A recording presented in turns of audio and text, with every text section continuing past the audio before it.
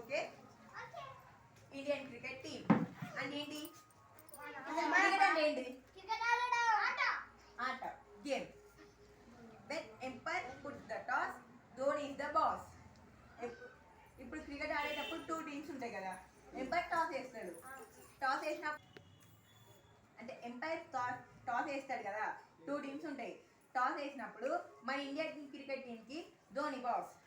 when Gambhir hits a century Brett Lee goes to a queen injury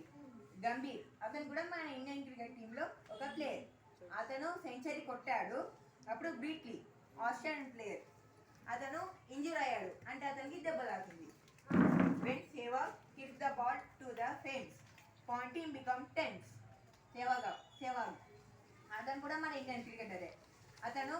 fence అంటే boundary ఉంటుంది కదా దాని అవతలికి బాల్ కొట్టగానే Ricky Poynting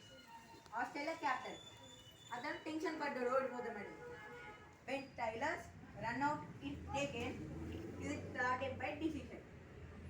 when Taylor's run out is taken Taylor's run out తీసుకున్నప్పుడు